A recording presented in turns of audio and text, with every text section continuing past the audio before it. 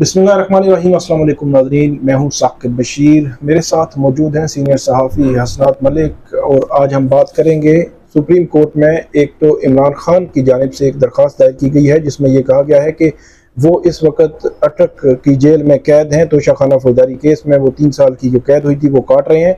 इस दौरान उनके खिलाफ मुख्तलिफ केसेस में ज़मानतें खारिज हो रही हैं और उनको ये खदशा है कि इसमें अगर उनकी ज़मानत होगी तो बाकी में भी गिरफ्तारी का खदशा है, तो इसलिए उन गिरफ्तारियों से रोका जाए।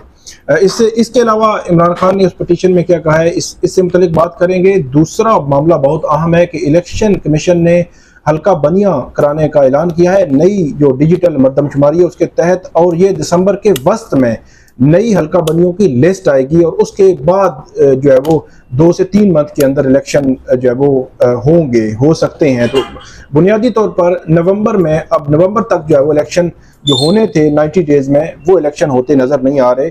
तो उससे मुताल्लिक भी बात करेंगे असाद मलिक साहब से। बल्कि इलेक्शन से ही शुरू करते हैं मलिक साहब कि इलेक्शन कमीशन ने तो आज का जो फैसला है, बज़ाहिर उसमें 90 रोज में इलेक्शन नहीं है और इलेक्शन जा रहे हैं फरवरी मार्च तक। तो आपको ये फैसला कैसे आप देख रहे हैं और सुप्रीम कोर्ट क्या कहीं ना कहीं कोई इंटरवीन कर सकती है आइंदा आने वाले दिनों में? जी साकिब साहब, मेरा ख्याल है कि सुप्रीम कोर्ट जो है वो इस मामले में इंटरफेयर करेगी, कोशिश भी करेगी। सुप्रीम कोर्ट का बड़ा चैलेंज ये है कि वहाँ तकसीम है सुप्रीम कोर्ट में, और उसका एडवांटेज सबको मिल रहा है, एस्टेब्लिशमेंट को भी, इलेक्शन कमीशन को भी, पिछली हुकूमत को भी, ये निगरान हुकूमत को भी। तो ये है कि क्योंकि वो जो जैसे मुनीब अख्तर साहब की जो इंटरप्रिटेशन है ना, कि कोई भी ऐसा मामला है तो हमारे पास आए। जैसे मैं उससे फैसला है, ठीक है। जैसे मुनीब अख्तर ये कहते हैं कि इलेक्शन कमीशन है कि अब ये है कि 90 दिन में इंतखाबात कराने हैं, और ये डिलिमिटेशन के हवाले से कानून ये है कि जी अगर सेंसस नया डिजिटल अगर नोटिफाई हुआ है तो डिलिमिटेशन उसकी बुनियाद पे हो कि फिर होंगी पहले, फिर उस पर इलेक्शन होगी। ठीक है। अब ये इंटरप्रिटेशन का मामला है। जैसे मुनीब तो कहते हैं कि हर मामले में हमारे पास आए, हमसे गाइडेंस।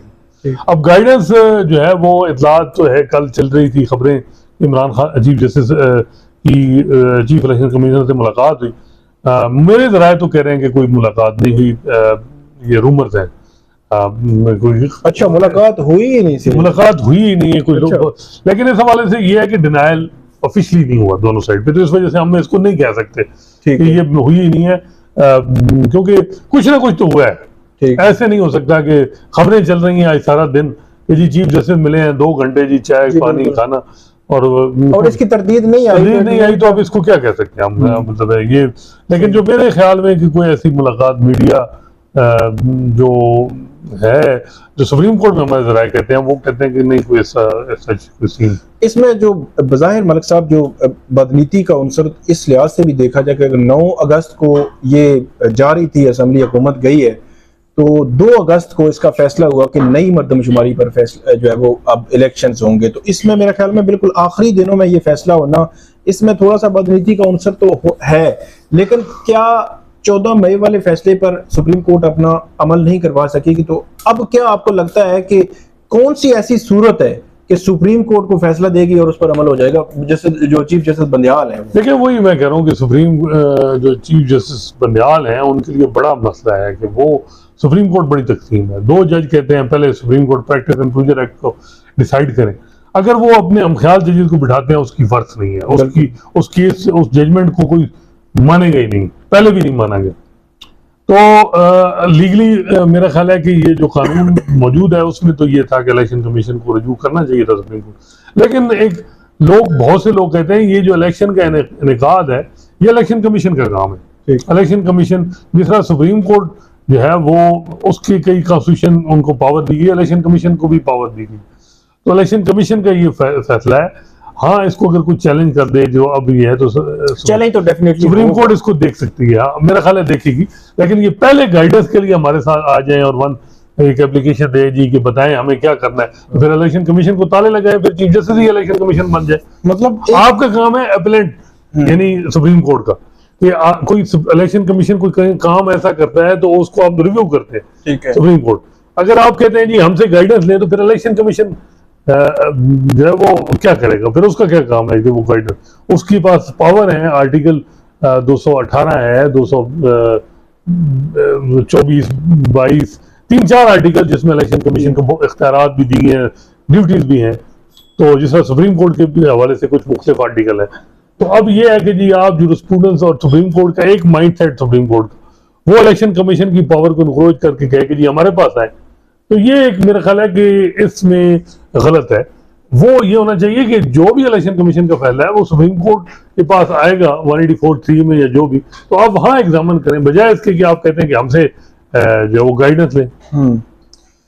तो इसमें अगर ऐसी कोई सिचुएशन बने कि प्रैक्टिस एंड प्रोसीजर जो एक्ट है उसका फैसला आ जाए या वो जो स्टे है वो खत्म हो जाए और जस्टिस बंदयाल जो है वो मुशावरत करें तमाम जजेस से, तो फिर आपको लगता है कि कोई स्ट्रांग उधर से आ सकती है सुप्रीम कोर्ट से, अगर कोई फैसला कोई चीज ऐसी निकलती है या बेंच जो है ऐसा बन जाए जिसमें दोनों साइड्स की जो जजेस जो है वो मौजूद हों?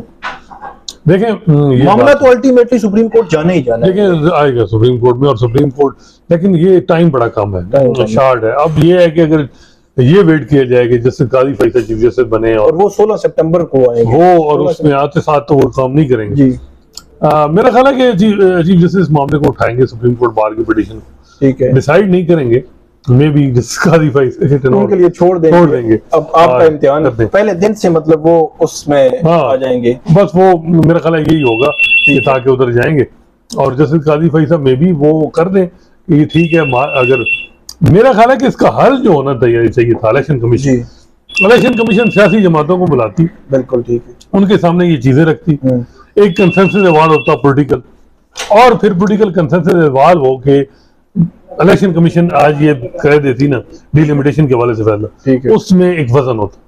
लेकिन मेरा ख्याल है कि वो सियासी जमातों की पावर के बजाय उन्हें कहीं इलेक्शन कमीशन को कहीं और से पावर है, ठीक है, और वो पावर इतनी ज्यादा है कि उन्हें अंदाजा है कि इलेक्शन सुप्रीम कोर्ट भी तकसीम है, इकट्ठी हो तो फिर बात है, तकसीम सुप्रीम कोर्ट जो है वो उस पावर का भी मुकाबला नहीं कर सकता।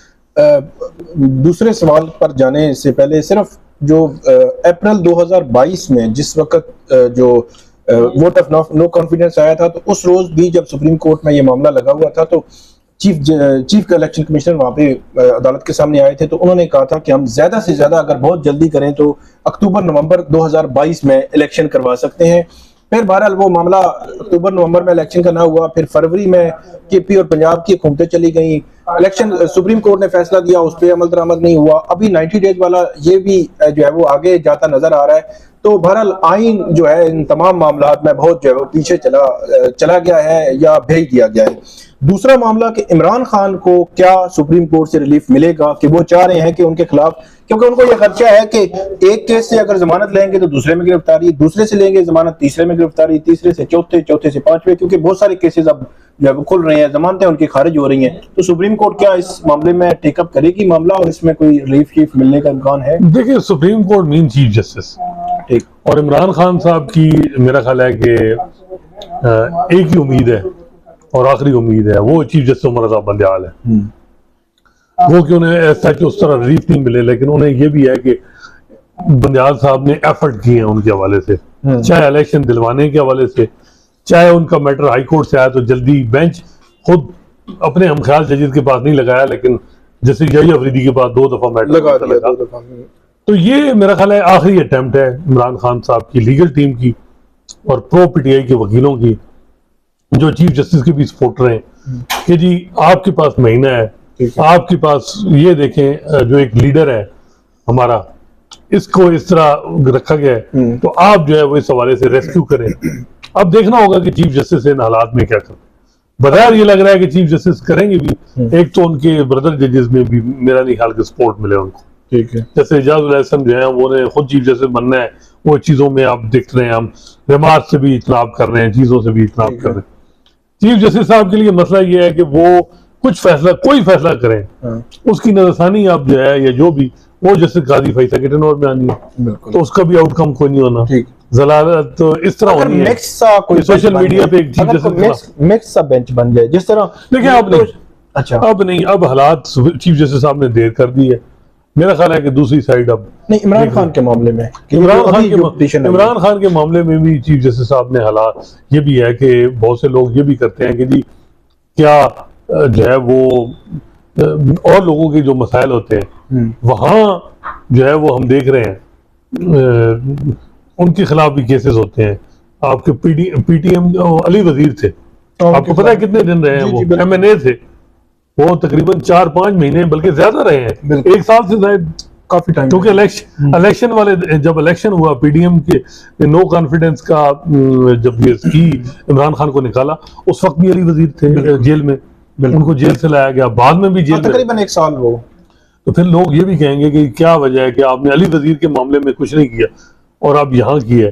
तो बड़ा मसला है, चीफ जस्टिस साहब के लिए आसान नहीं है, लेकिन पीटीआई ने आखिरी अपना एक वो कोशिश है, वो कहते हैं कि अहम जो अपना ताज का अहम पता जो है ना, वो उन्होंने फेंका है कि जी चीफ जस्टिस साहब आपके पास 1 महीना है और ये हमारे लीडर हैं, इनको अब आप ये 1 स्ट्रोक ऑफ पेन आप एक स्पेशल बेंच बनाए और सारे केस खत्म कर दें।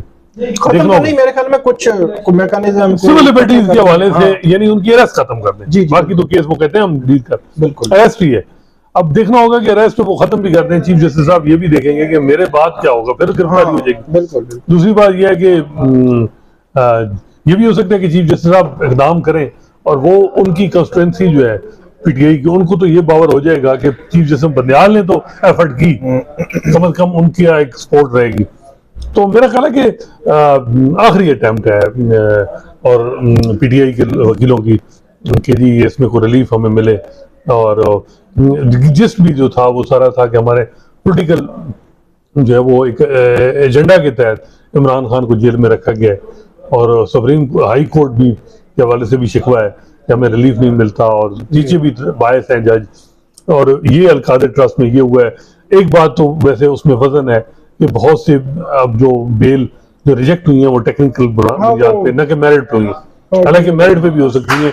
जब ये ऐसे काम किए जाते हैं, मेरा ख्याल है कि वो इमरान खान का भला ही होता है। टेक्निकल बुनियादों पे ये तो सुप्रीम कोर्ट कह सकती है कि बेल इस वक्त आप मेरिट पे डिसाइड इस वक्त तक तकरीबन 12 से 14 जमानतें ऐसी हैं जो जमानतें इमरान खान अगर बाहर होते तो वो कंफर्म हो जाती, वो किसी तरह मेरिट पर खारिज हो ही नहीं सकती थी, क्योंकि को अक्यूज की जमानतें भी हो चुकी थी, और ये वो तो वो हो सकता है ये पॉइंट उनको कोई फेवर दे।